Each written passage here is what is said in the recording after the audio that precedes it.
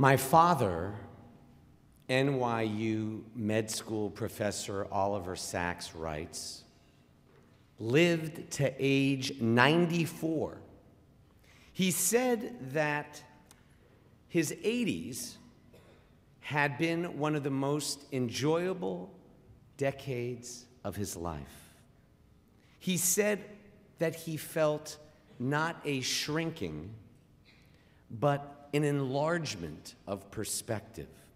At 80, Dr. Sacks says, one has had a long experience of life, not only one's own life, but others too. One has seen triumphs and tragedies, booms and busts, revolutions and wars. At 80, one is more conscious of transience and perhaps of beauty. At 80, he says, one can take a long view and have a vivid, lived sense of history, not possible at 40 or 60. I do not think of older age as a grimmer time that one must somehow endure and make the best of, he writes. I think of older age as a time of freedom, freed from the urgencies of earlier days, free to explore whatever I wish and to bind together the thoughts and feelings of a lifetime. I am looking forward, he says, to becoming 80. Dr. Sacks is obviously blessed with good health. And as the Jewish expression sei gesund implies, when you have your health, age is just a number. And health does become more precarious as we age. But why does getting older have to be grim when it is, in truth, a gift? Actually, getting older is not the gift. Growing older is. Whether older means 40 for a 30-something, 60 for a 50-something, or 80 for a 70-something. What is the difference between growing older and simply getting older? Discovering that fulfillment in life is not found in looking somewhere beyond the horizon, but in simply enjoying the horizon itself. Another gift of growing older is learning to let go of the need to convince or persuade other people of your point of view. When you truly grow older, you learn that the more you try to impose your way on others, the more you persist, the more others resist. We all know the bad stuff about older age, the illness, the loneliness, but there's a lot of good stuff too. Time itself is a real gift of older age. For the first time in my life, one elder said, I can do what I want when I want to, and if I don't feel like doing anything, that's okay too. It's true that the older we get, the more we forget. But even in the realm of memory, a funny thing happens. Most of us don't forget everything. We develop what has been termed selective memory. A 90-something may not remember what she had for breakfast yesterday, but ask her what happened 20 years ago, and she remembers it like today.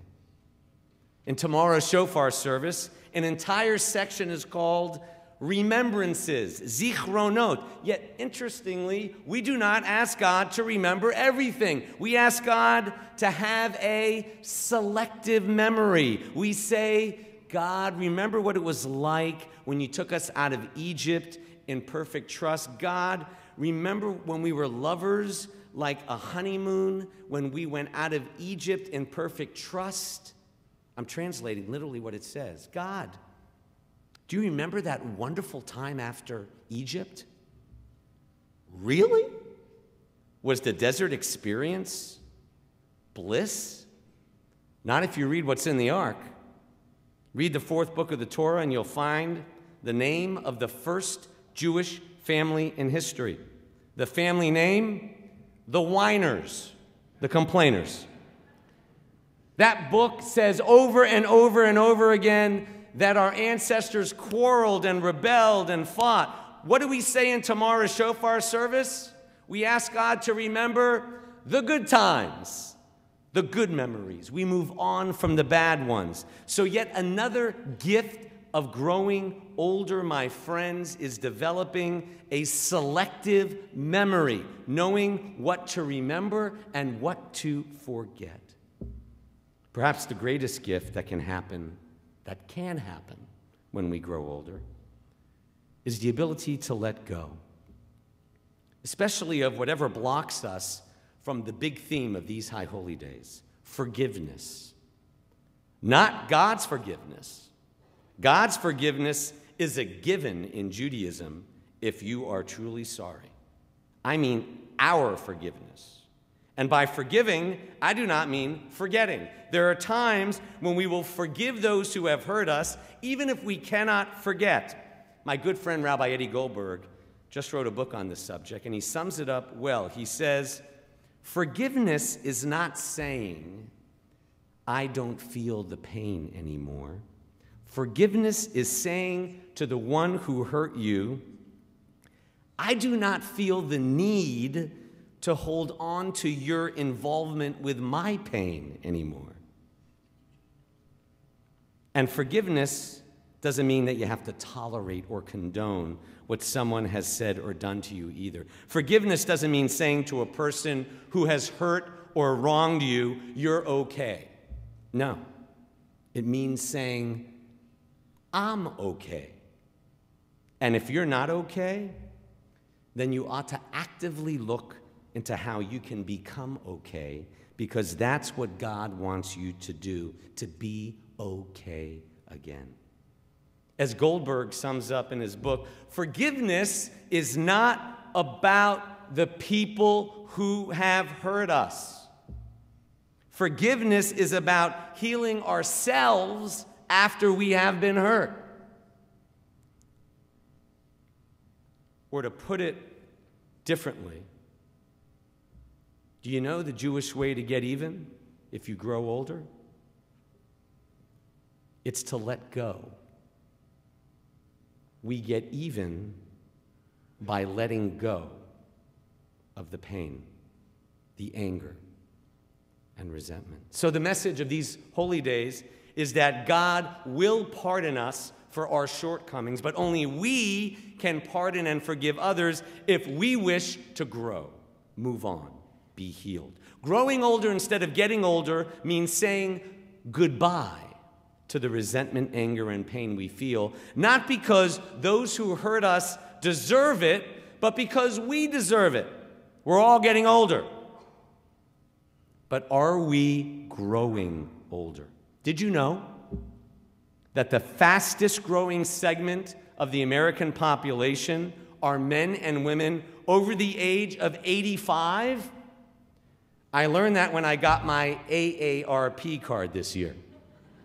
It came with a card. And guess what the oldest religious ethnic group in America presently is? Jews. The median age for Americans is 36. The median age for America's Jews is 50. And some older Jews lament these changing times. You know, that's what getting older can sometimes do. It can lead some people to lamenting change, even resisting change. Growing older means welcoming and envisioning change. Why? So that your values live on beyond your lifetime here on earth. Tonight, my friends, is Temple Israel's 160th birthday. Seems like just yesterday when we turned 150. We are the oldest and still the largest synagogue, not only in Memphis, but in the entire state of Tennessee. 10 years ago, 2003, 2004, we were still growing our religious school. We completed the largest generations campaign in the history of the Memphis Jewish community. And we celebrated 150 years on 3 glorious Shabbats to be chronicled someday in a sequel to Judy Ringel's book on Temple Israel's first 150 years. During the past 10 years, what's happened? We've defied the numerical odds in stunning ways. When I announced a goal of bringing 500 temple travelers to Israel within 10 years, I did not think we'd do it in 8. 10 years ago, I spoke of renewing our appreciation for Jewish history and culture, and now we have one of the model congregational archives in America, thanks to Margie Greenstein and volunteers, as well as now the renewal of Temple Israel's museum, thanks to an incredible museum board presently led by Gerald Graber. There's more good news. The innovative work of Rabbi Grossman with the TI Fellows to bring Jews in their 20s to the Mid-South has received national recognition. And we're so successful in keeping kids after their B'nai Mitzvah, that's why today's New York Times article on the Reform movement and Bar Mitzvah dropouts doesn't apply to Memphis. Our leadership in Jewish contemporary music does, and that's why today we were the lead in today's Time.com national article on contemporary Jewish music entitled Rock Hashanah. That being said, demographic shifts are happening we ignore at our own peril. Listen to this. Over the last 5 years, for instance, this congregation has shrunk from 1,650 households to under 1,485. You go to Wikipedia, it says there were 1,800 households. There were never 1,800 households. 1,650 households to under 1,485. The births are just not keeping up with the funerals. Between 1940 and 1990, Memphis, which we all know the history, had as many as 12,000 Jews, some say up to 12,000, affiliated at 4 synagogues.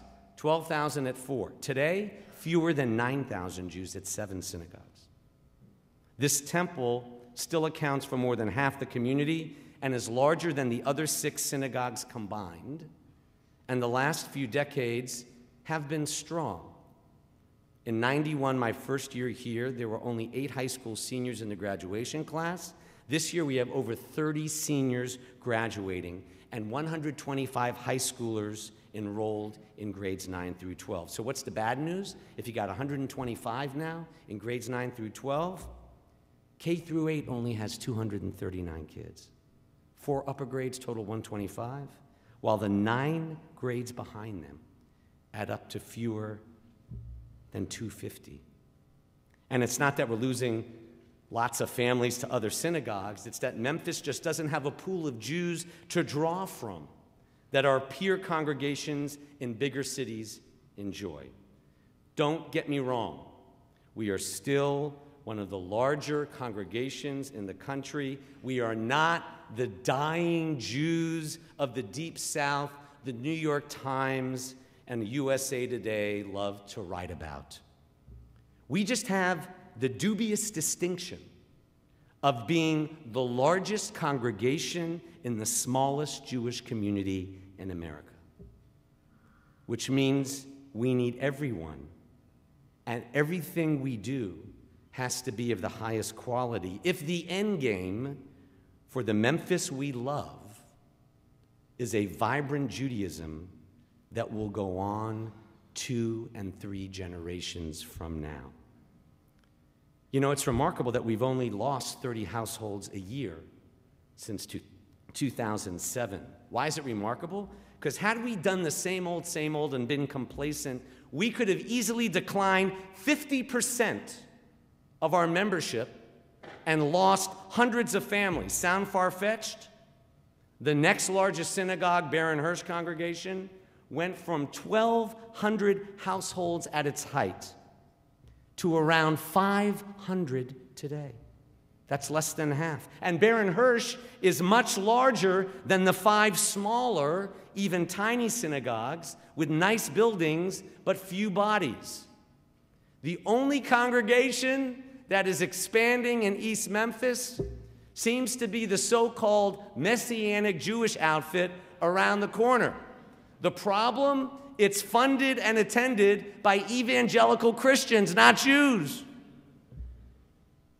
So because over 60% of Memphis Jews call Temple their home, for better or worse, this place has become a numerical barometer for Memphis's Jewish future, the Jewish touchstone for story after story you can read about sometime in our new brochure. In my opening sermon, following my big brother, Rabbi Harry Danziger, who is still very much our Rabbi Emeritus.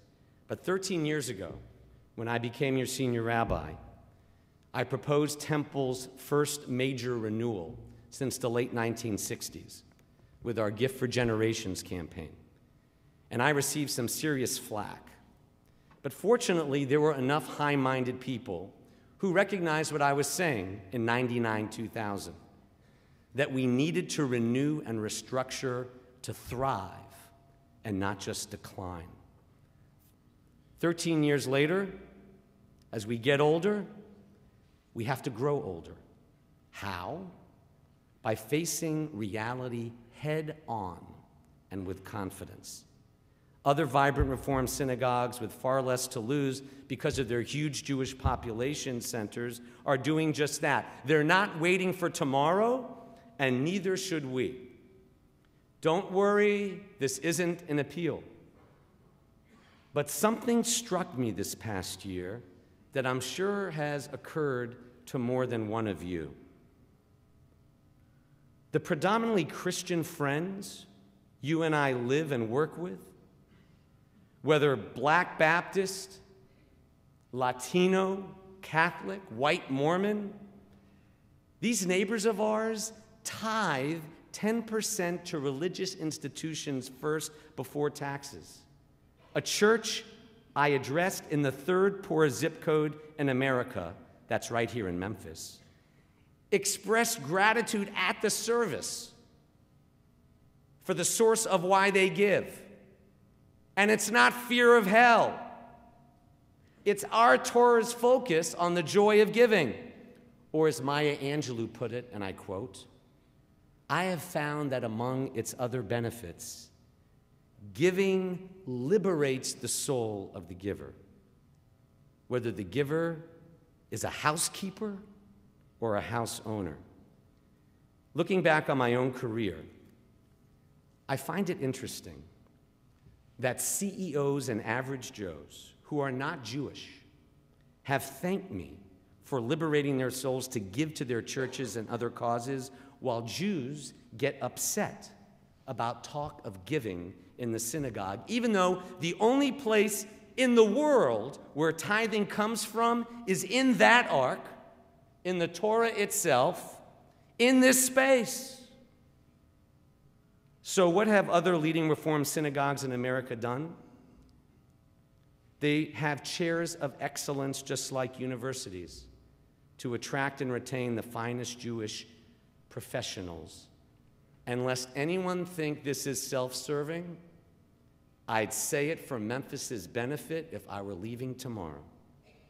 I'm here for 22 years, Cantor Kaplan 33, Rabbi Danziger 33, plus 13 more as emeritus. That's over 100 years total. While our youth group of rabbis, that's Rabbi Adam and Rabbi Katie, have 9 years total. Our new educator, Lauren Lusky, is in her second year, and we have no youth director or youth magnet anymore. In Temple's 160-year history tonight, I cannot think of a more compelling time to move faster rather than slower to secure Memphis and Temple's Jewish future. And not begrudgingly, but with joy, because of the lasting impact Temple makes in the thousands of lives we touch, not to mention the spirit of hope and faith that reverberates in everything we do. God knows our city needs that spirit of hope and faith too. The problem is that our advantage is our disadvantage. And since these holy days are the only times a lot of people come, you need to know the truth. You walk this building, you're going to hear about all our programs and think, wow, Temple has it all. Well, here's the objective truth. This temple has plenty of designated funds for programs and speakers, even spaces, but not for staff or its operation. That's the truth most people don't know and what our beautiful building and cemetery mask. Plus, the 30 who die or move away each year have far more than the few moving in. Here at Temple, everyone is treated the same. Our motto is do the most good for the most people and treat them all the same, especially the hundreds of members who have suffered job losses, are on food stamps, have setbacks, health, yet still depend on top clergy round the clock and educational and youth offerings for their Jewish grounding. The animating idea of Judaism and temple is the equal image of God in everyone, which explains why no individual, as long as I've been here, and I'm sure my predecessors too, has ever been demeaned or shamed. It's just that temple is not sustainable, even with a CPA slasher as executive director, and even if temple is in my will and your will. Memphis needs Jewish bodies, any Jewish bodies. So if you're watching this from afar, move back home. Or if you're one of the 400 people from Vegas, Chicago, New York, San Francisco who are watching the last service and probably hundreds more, make Memphis your new home. We need bodies. But we also need top staff in every area to do the most good for the most number of Jews in a 3-state region. We may very well have the best programs and most magnificent synagogue campus and cemetery in the country. But without Jewish bodies and great leaders, none of that matters. Because without bodies and leaders, programs just get old and the place just gets run down. Let's grow older, but resist just getting older by blaming the younger generations who have fallen away from Jewish life. I feel personally responsible for not reaching youth in ways that are powerfully relevant and resonant to the world today as it is for them, not the world as it once was for us. Whenever I catch myself going negative or getting stuck in my old familiar ways, getting old, I stop and I make a conscious decision to work harder, to find new and better methods to transmit the wisdom, faith, and texts of our tradition. And frankly, I have no excuse because our Jewish inheritance is so life-giving, so beautiful, so rich, so inclusive, so meaningful. The creative possibilities are endless for transmitting it liturgically, musically, educationally, and in every other way. So my sermon tonight, growing older, not getting older, really does apply to every facet of life. From how we think about our own personal aging, to how we forgive others and let go and relate to others as we grow older, and yes, even to how we can grow and secure Jewish life for those who will call Memphis home when many of us, including me, move on. The only question is whether it matters enough. I am not turning 80 this New Year's like the NYU professor, but as our temple turns double that number tonight, I am beginning to feel like Dr. Sachs. Not a shrinking, but an enlargement of perspective. I hope you are too. I hope that you are feeling more conscious of our transience and Judaism's eternal beauty. I hope you feel inspired to grow older by letting go and becoming more forgiving, not for anyone else, but for your own well-being. And may we always be open to what's possible if we will it for Temple and Memphis's Jewish future, just as our forebears did for us these past 160 years. And let us say, Amen.